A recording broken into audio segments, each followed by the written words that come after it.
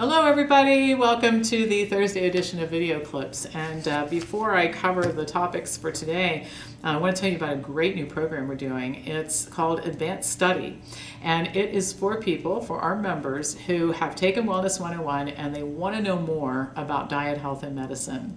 And so the program works this way. It's 3 months at a time. There are 2 sessions each month, 2 hours for each session. And the first session is structured learning with topics that I prepare. And then the second 2-hour session is whatever the participants want to talk about. So if you're thinking, I have questions about some of these new books and websites and diets and products and the latest research, and what about wheat belly, and on and on and on down the line, all the stuff that you guys email me about all the time, that's what we'll discuss during the second 2-hour class per month. So there are 2 classes per month. I'm teaching it. The first advanced study 90-day period will start in December. We'll have 2 classes in December, then January, then February. And for the structured learning portion, we're going to talk about China Study and Whole. And I am preparing slides so that whether you've read the book or whether you haven't read the book, you have a really clear understanding of the important points in both of those books, an ability to understand them to others.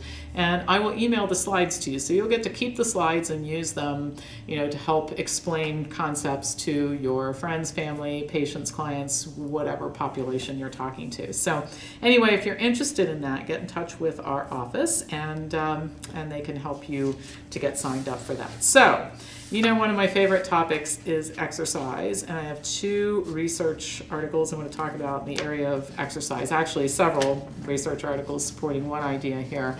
Osteoarthritis of the knee is a common cause of pain and leads to impaired movement and function and even disability, but it's fixable. It's caused by poor diet, high inflammation levels, and it's aggravated if you're overweight and carrying all that exercise or all that extra weight.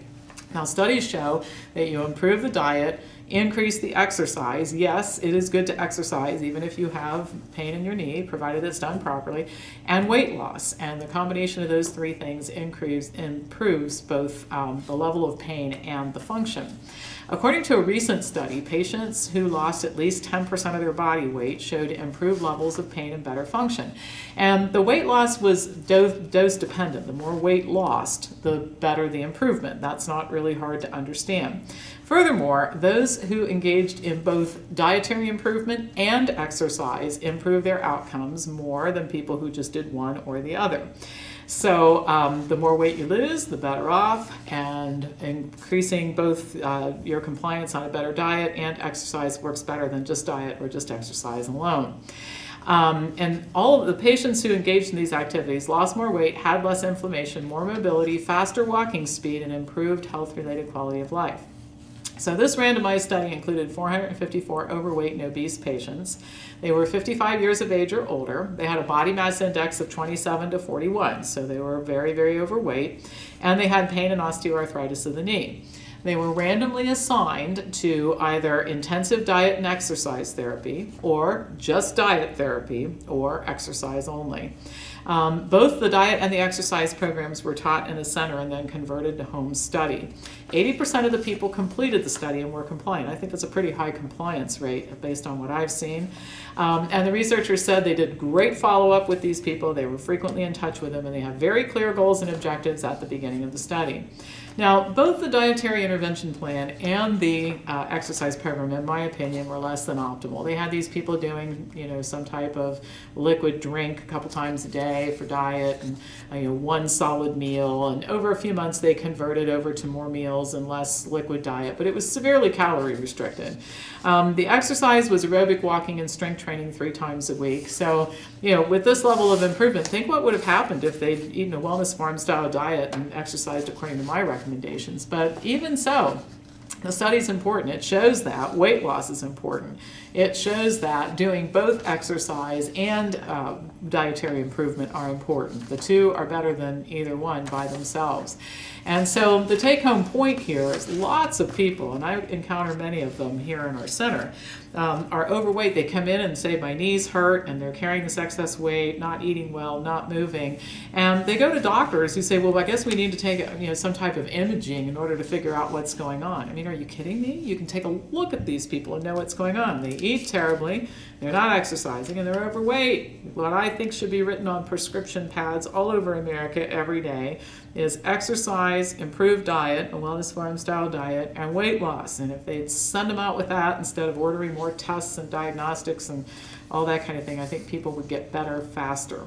And by the way, I've written many articles about this. The images don't really tell you much about what's really wrong anyway. They're notoriously inaccurate in terms of determining what people need in order to resolve their pain in most instances.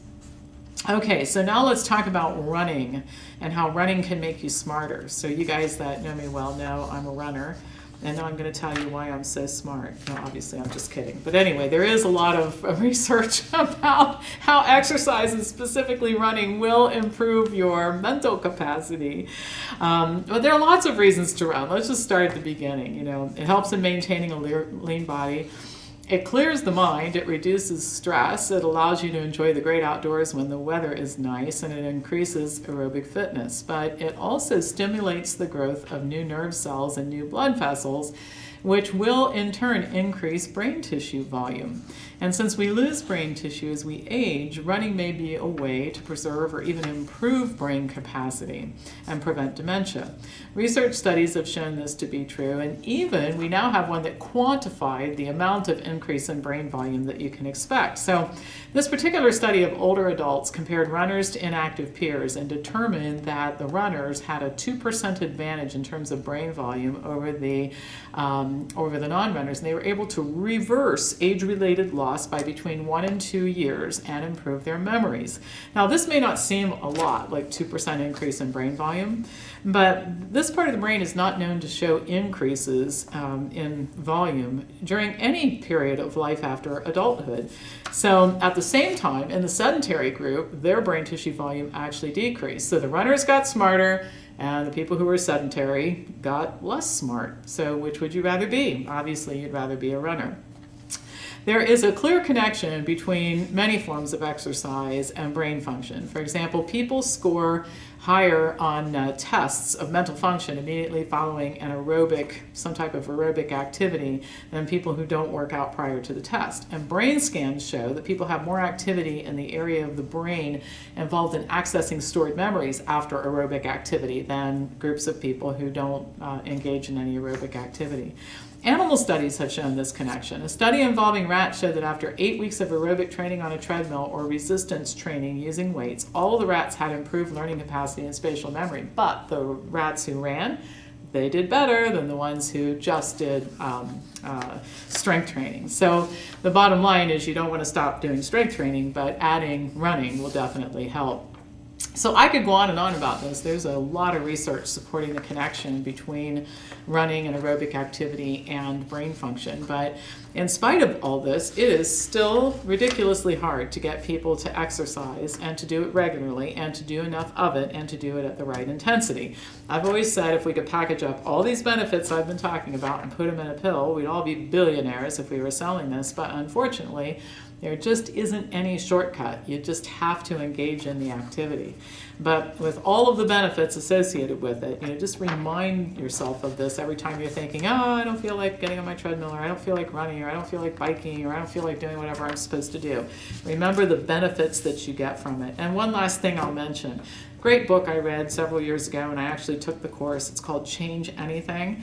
And one of the strategies that these authors say people who are successful at changing their lives use is to learn to love what they hate. So if you're one of those people that hates exercise or hates running, learn to love it. You can. It's a choice, and it just makes doing the things you need to do a lot easier. All right, that's all for today and this week, and I will be back to you again next Tuesday. As usual, pass this on to anybody who you think would enjoy watching it.